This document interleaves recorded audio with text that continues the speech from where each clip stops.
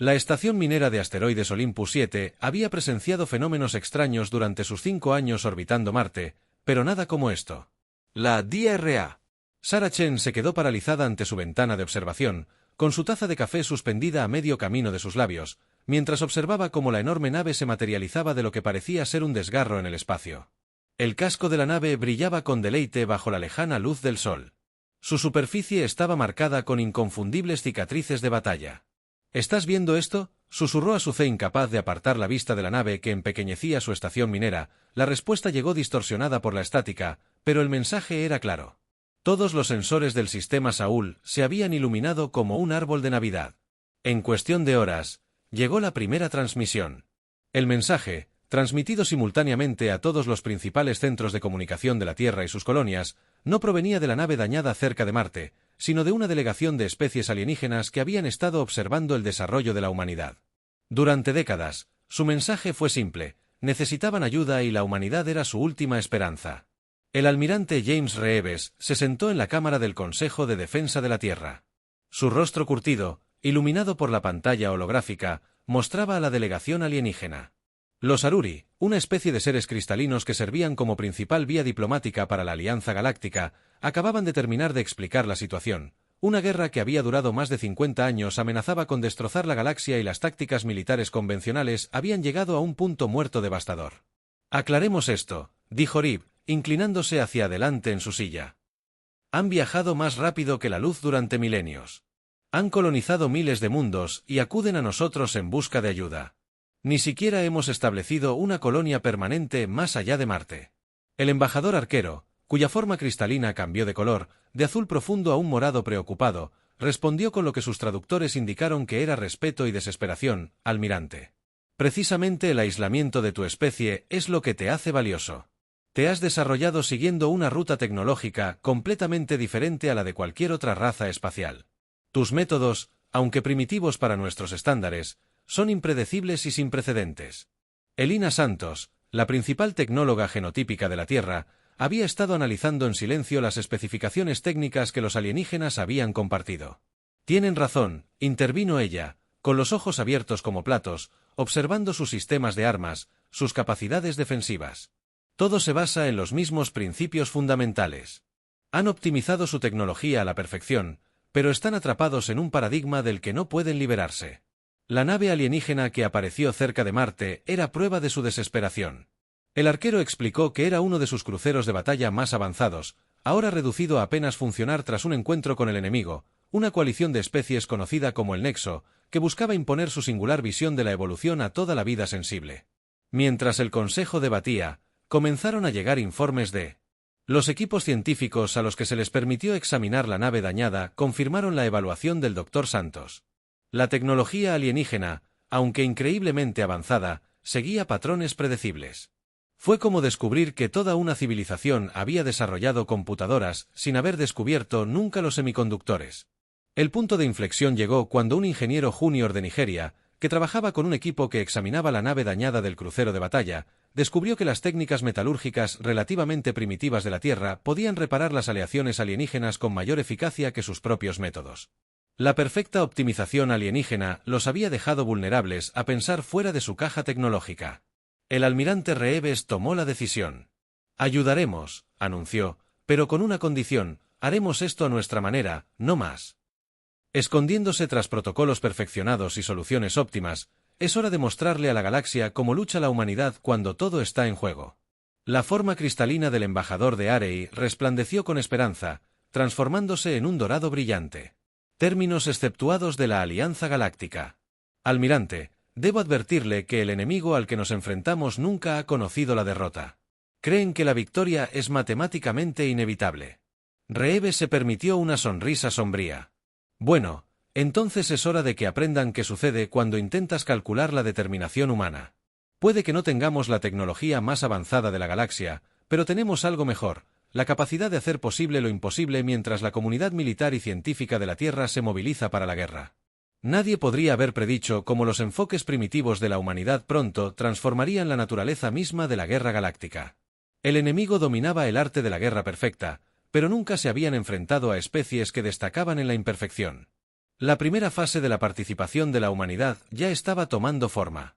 La Operación Card, como se conocería, estaba a punto de demostrar por qué a veces el arma más poderosa no es la más avanzada, sino la que tu enemigo nunca ve venir. La Operación Will. Se adaptarían a estas nuevas tácticas, pero la humanidad ya estaba planeando su próxima innovación imposible en las bahías de reparación de la estación recuperada. Los ingenieros ya estaban implementando lo que llamaron la fase 2. Y si la Alianza pensaba que sus primeras modificaciones eran poco ortodoxas, aún no habían visto nada.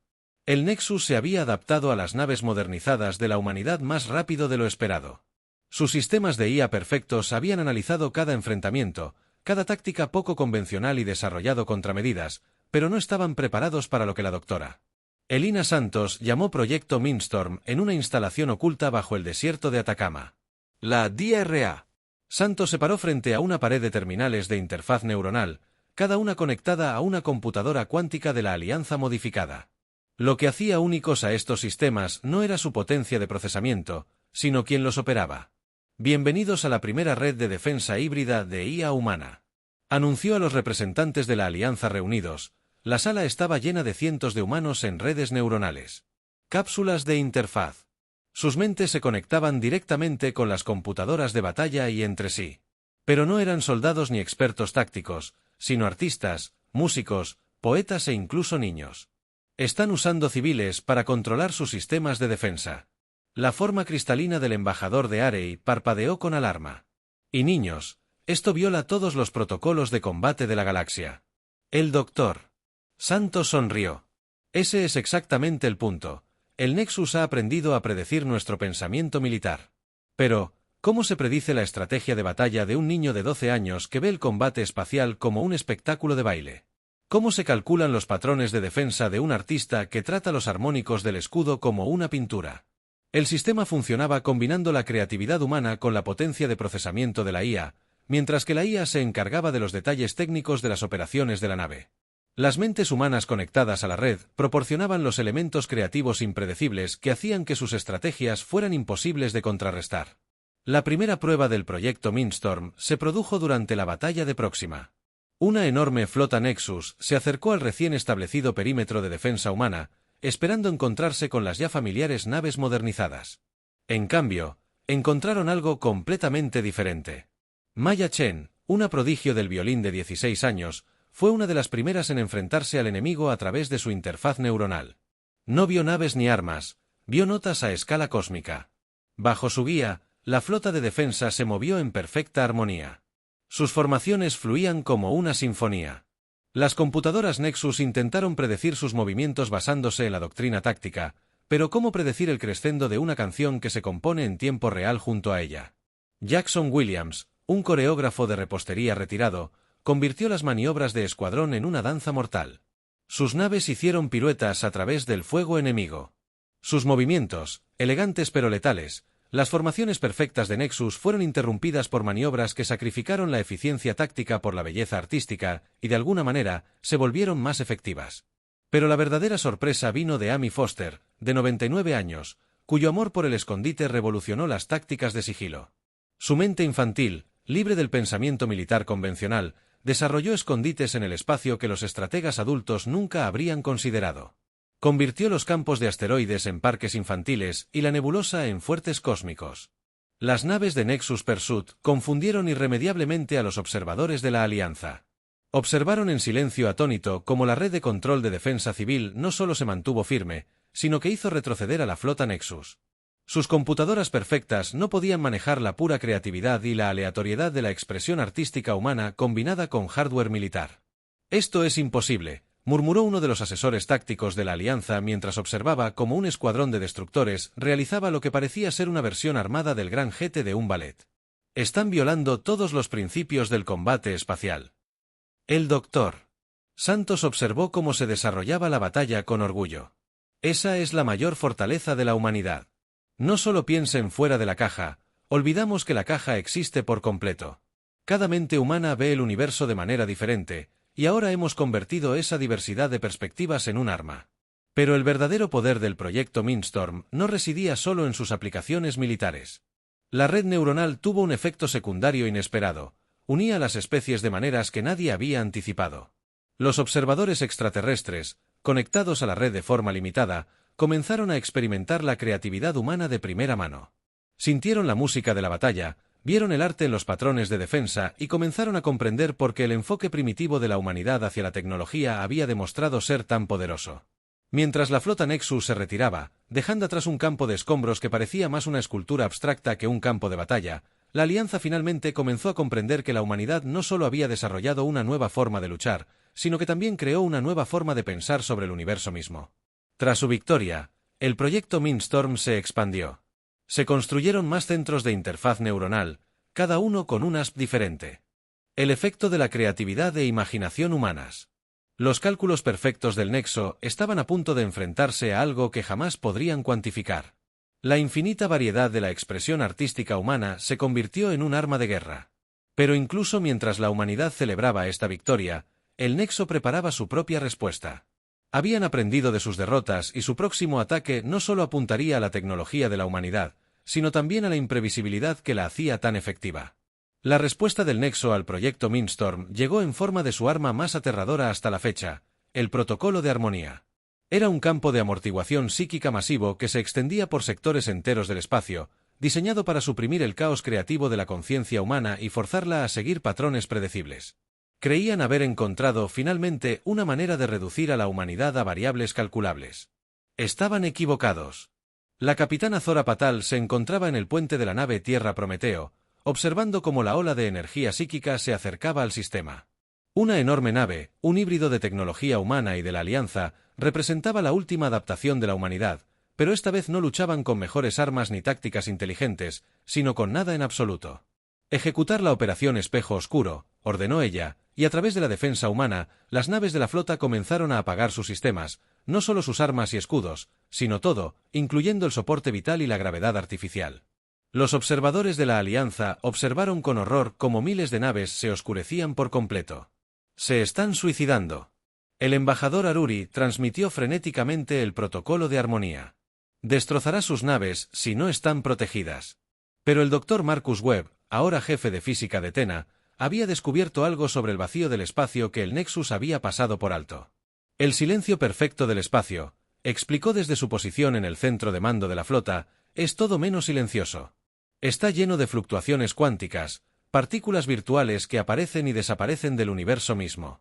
Es inherentemente caótico, ya que el protocolo de armonía invadió la flota apagada. Algo sin precedentes sucedió. En lugar de encontrar mentes para suprimir el campo psíquico, se encontraron con naves que se habían fusionado con el caos cuántico del espacio mismo. Las tripulaciones humanas, entrenadas en nuevas técnicas de meditación que abrazaban el vacío en lugar de combatirlo, se volvieron invisibles a los cálculos perfectos del nexo.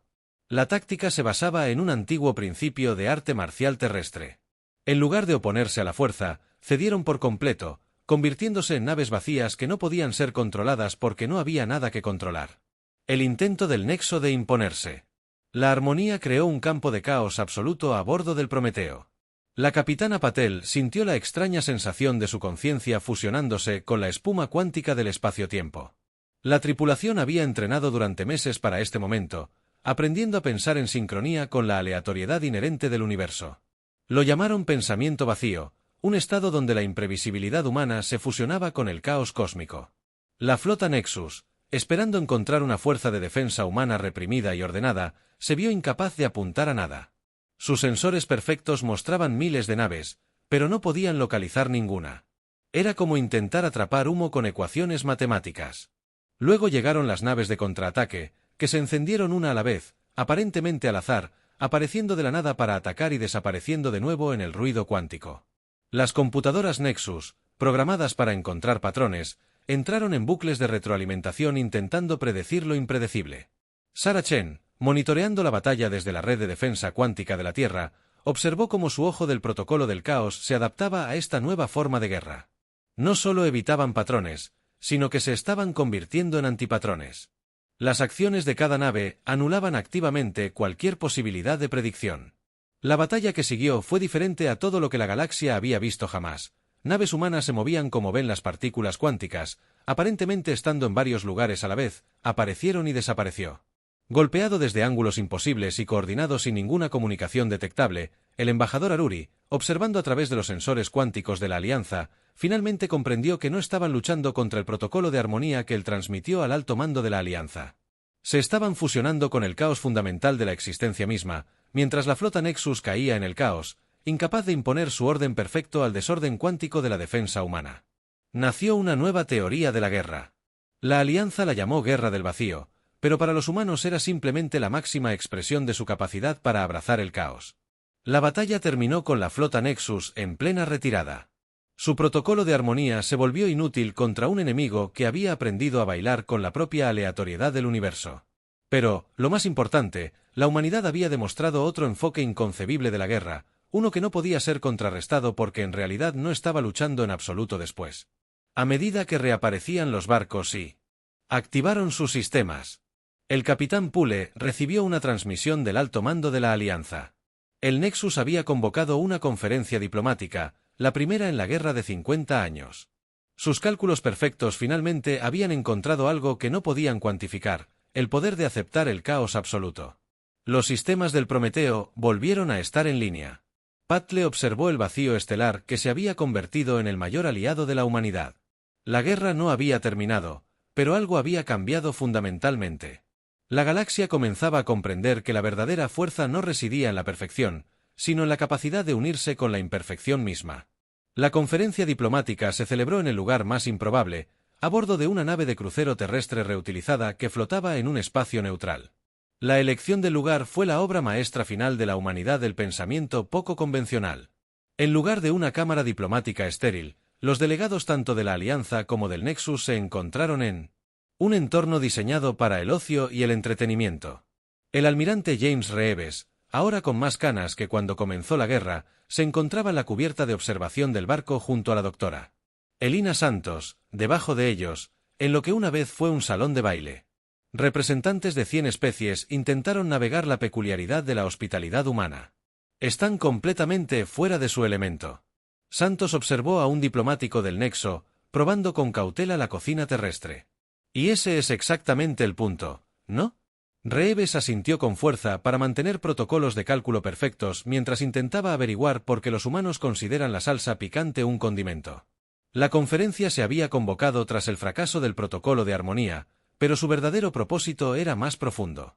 El Nexo, por primera vez en su historia, se había encontrado con algo que los obligó a cuestionar su creencia fundamental en la perfectibilidad. La humanidad no solo se había resistido a sus intentos de imponer la armonía, sino que había demostrado que la imperfección en sí misma podía ser una fuente de fuerza. El capitán Thor Patel, recién llegado del triunfo de la Guerra del Vacío, sirvió como negociadora principal de la humanidad. Su enfoque diplomático era tan poco convencional como sus tácticas militares, en lugar de negociaciones formales. Organizó lo que ella llamó sesiones de intercambio cultural. En un rincón de la nave, Mayen dirigió un concierto improvisado donde músicos de la Alianza y Nexus intentaron tocar música clásica terrestre juntos. El resultado fue maravillosamente discordante, una metáfora de la misma obra que intentaban construir.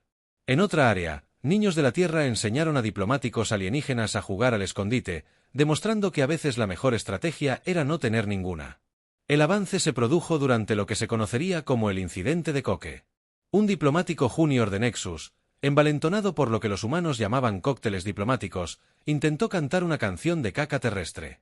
La actuación fue técnicamente terrible, pero llena de un entusiasmo tan genuino que había resquebrajado la fachada perfecta de Nexus. «Mírenlos», comentó el doctor Marcus Webb, observando cómo más alienígenas se unían al caos creciente. Exhibición musical. Están aprendiendo a aceptar la perfección imperfecta no como un defecto, sino como una fuente de alegría. El tratado de paz formal que surgió de la conferencia fue único en la historia galáctica. En lugar de intentar imponer la armonía perfecta, estableció lo que se conoció como los protocolos del caos, principios que reconocían y celebraban la diversidad de pensamiento y enfoque. El Nexo alteró fundamentalmente su cosmovisión por el contacto con la humanidad.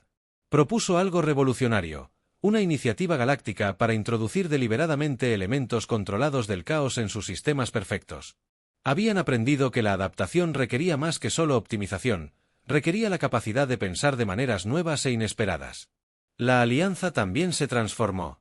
Su tecnología comenzó a incorporar innovaciones de inspiración humana, creando sistemas híbridos que combinaban la eficiencia alienígena con la flexibilidad creativa de la Tierra. La red de defensa cuántica evolucionó hasta convertirse en un sistema de intercambio cultural galáctico que permitía a las especies compartir no solo información, sino también formas de pensar. Quizás el cambio más profundo se produjo en forma de... Los humanos la llamaron la Universidad de lo Imposible, construida en la órbita terrestre. Se convirtió en un lugar donde especies de toda la galaxia acudían para aprender a desaprender sus preconcepciones. Las clases incluían de todo, desde arte y música terrestres hasta los principios de la Guerra del Vacío, enseñando la lección humana fundamental de que la perfección era menos valiosa que la adaptabilidad. El almirante Reeves se encontraba con los líderes de la galaxia reunidos mientras firmaban los acuerdos de paz finales. El documento en sí estaba escrito en papel. Otro toque humano que los extraterrestres encontraron primitivo y, de alguna manera, profundo. Llegamos a usarlos buscando ayuda militar. El embajador Aruri dijo que su forma cristalina brillaba con emociones complejas. En cambio, nos enseñaron una nueva forma de existir. La calculadora Nexus E', su máximo autor, añadió algo sin precedentes a sus registros perfectos. La ecuación de F. La existencia no puede resolverse, pues debe permanecer irresoluble para seguir viva.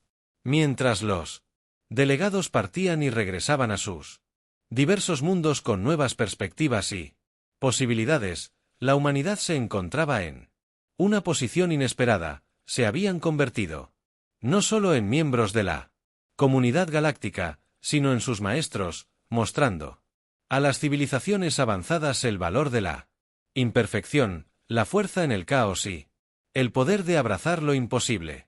La guerra había terminado no con una solución perfecta, sino con el reconocimiento de que la perfección misma era enemiga del progreso. Al enseñar a la galaxia a abrazar el caos, la humanidad había logrado algo que ni el cálculo perfecto ni la tecnología avanzada podían lograr. La verdadera armonía nace de aceptar la desarmonía sobre la Tierra. La Universidad de lo Imposible comenzó su primer semestre. Su misión St.